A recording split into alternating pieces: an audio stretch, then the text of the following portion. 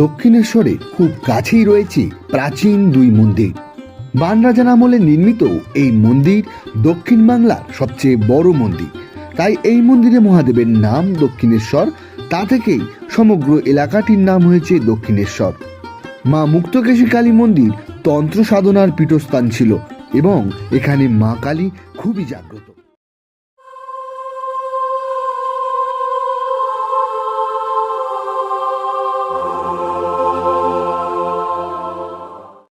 রানী রাসমণি দেবীর প্রতিষ্ঠিত দক্ষিণেশ্বর মা ভবতারিণী মন্দিরের খ্যাতি আজ বিশ্বজোড়া। ভক্তি, ইতিহাস ও আধ্যাত্মিকতার এক অপূর্ব মিলনস্থল এই পবিত্র তীর্থ। তবে এই প্রসিদ্ধ মন্দিরের অদূরেই গঙ্গা নদীর পবিত্র তটে আরিয়াদহ শ্মশানঘাটের সন্নিকটে লুকিয়ে আছে আরও দুই প্রাচীন এবং তাৎপর্যপূর্ণ মন্দির, মা মুক্তকেশী কালী মন্দির এবং বাবা দক্ষিণেশ্বর বুড়ো শিবের মন্দির। প্রচারের আলো থেকে অনেকটা দূরে থাকা এই দুই মন্দির আজও তুলনামূলকভাবে কম পরিচিত এবং কিছুটা অবহেলিত। তবু প্রাচীনত্ব, তান্ত্রিক ঐতিহ্য, গভীর আধ্যাত্মিক শক্তির দিক থেকে এই মন্দির দুটির গুরুত্ব কোনো অংশে কম নয়।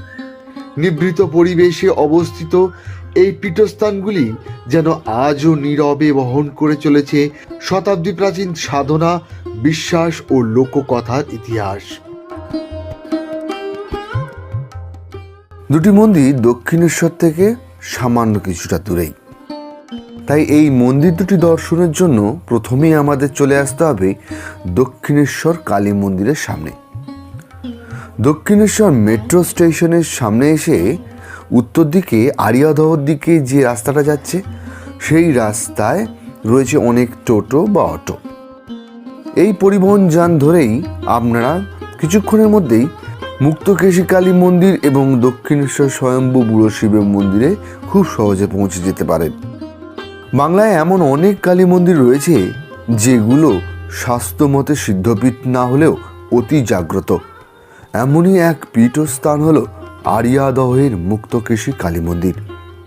শ্রী চৈতন্য পূর্ববর্তী যুগে তন্ত্র সাধকদের সাধন ক্ষেত্র ছিল আরিয়াদহ শ্মশানঘাট এবং মা মুক্তকেশী কালী মন্দির। একসময় এই মন্দির ছিল তাল পাতার তৈরি। পরে 1247 বঙ্গাব্দে অর্থাৎ 1840 খ্রিস্টাব্দ নাগাদ পাকা মন্দিরটি নির্মাণ হয়। মায়ের মন্দির দালান রীতিতে তৈরি। মন্দিরটি পশ্চিমমুখী, কিন্তু মায়ের গর্ভগৃহ দক্ষিণমুখী।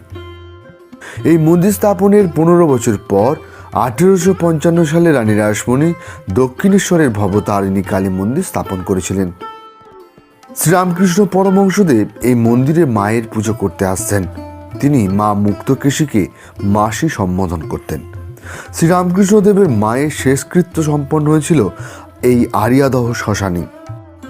মা মুক্তকেশীর গর্ভগৃহের পাশে রয়েছেন মায়ের ভৈরব শান্তিনাথ।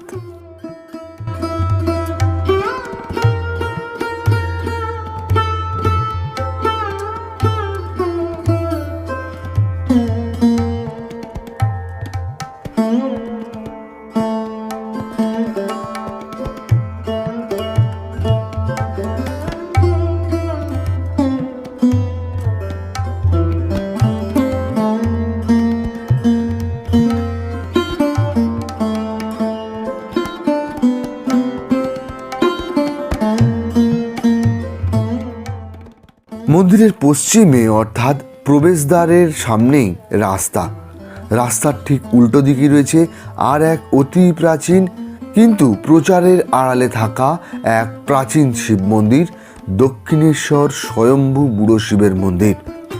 রানী রাসমণির প্রতিষ্ঠিত মা ভবতারিণী মন্দিরটি দক্ষিণেশ্বর নামে গোটা বিশ্বে পরিচিত। কিন্তু জানলে অবাক হবেন, দক্ষিণেশ্বর হলেন আরিয়াদহের এই বুড়ো শিবের নাম। তার নাম থেকেই এই সমগ্র এলাকার নাম হয় দক্ষিণেশ্বর এবং এই এলাকার নাম থেকেই দক্ষিণেশ্বরের মা ভবতারিণী মন্দিরের নাম হয়ে গিয়েছে দক্ষিণেশ্বর মন্দির। আরিয়াদহের দক্ষিণেশ্বর স্বয়ম্ভু বুড়ো শিব মন্দির স্বয়ম্ভু বা নিজের ইচ্ছায় স্বয়ং প্রকটিত। প্রবেশদ্বারের ওপর লেখা রয়েছে যে এই মন্দির নির্মাণ হয়েছিল বান রাজার আমলে। স্থানীয় কিংবদন্তি বলে যে এই এলাকায় বসবাসকারী ব্রাহ্মণদের একটা গাভী প্রতিদিন বনে প্রবেশ করত এবং সেই গাভীটি ফিরে এলে ব্রাহ্মণরা তার দুধ দোয়ানোর চেষ্টা করলেই তারা দেখতেন দুধ শেষ হয়ে গিয়েছে। একদিন তারা গরুটাকে অনুসরণ করে জঙ্গলে গেলেন এবং সেখানে গিয়ে দেখলেন সেই গাভী জঙ্গলের মধ্যে থাকা এক শিবলিঙ্গে তার সমস্ত দুধ প্রবাহিত করছে। সেই রাতে সেই ব্রাহ্মণ একটি স্বপ্ন দেখেন যাতে ভগবান শিব আবির্ভূত হন এবং সেই শিবলিঙ্গটি অপসারণ করে এবং সেটিকে নদীর তীরে স্থাপন করে একটি মন্দির নির্মাণের নির্দেশ দেন। ব্রাহ্মণ ছিল দরিদ্র ব্যক্তি, মন্দির নির্মাণের সামর্থ্য ছিল না, তাই স্থানীয় জমিদার রাজা শুদ্ধরাম ঘোষালের সাথে তিনি যোগাযোগ করেন, যিনি তার ভাই দেওয়ান হরনাথ ঘোষালকে মন্দির নির্মাণের নির্দেশ দেন। প্রাচীন এই মন্দিরে দেবাদিদেব মহাদেবের নাম দক্ষিণেশ্বর, কিন্তু কেন এমন নাম হলো এই নিয়েও রয়েছে কিছু প্রচলিত কাহিনী। একটি গল্প হলো যে মন্দিরটি বাণ রাজা দ্বারা নির্মিত, তখন দক্ষিণবঙ্গের বৃহত্তম শিব মন্দির ছিল এটি, তাই এই শিবলিঙ্গ দক্ষিণেশ্বর বা দক্ষিণের প্রভু নামে পরিচিত হয়েছিল। আরেকটি গল্প এইরকম যে বাণ রাজার রানী ছিলেন দক্ষিণা দেবী, তিনি যেহেতু মহাদেবের উপাসনা করতেন তাই এই মন্দিরে মহাদেবের নাম হয় দক্ষিণেশ্বর। বয়সের ভারে অতি প্রাচীন এবং ঐতিহাসিক হওয়া সত্ত্বেও মন্দির দুটি ভীষণ রকমভাবে অবহেলিত, অপরিচ্ছন্ন। তাই যারা আজকের এই ভিডিওটি দেখছেন তাদের সকলের কাছে অনুরোধ, আপনারা এই ভিডিওটা শেয়ার করুন আপনাদের প্রিয়জনের সাথে, যাতে এই মন্দির আবার ভক্ত সমাগমে পরিপূর্ণ হয়ে ওঠে এবং হারিয়ে যাওয়া জনপ্রিয়তা আবার ফিরে পায় এই দুই মন্দির। দর্শক বন্ধুরা, আপনাদের মন্তব্য কিন্তু নিচের কমেন্টে লিখে জানাতে হবে।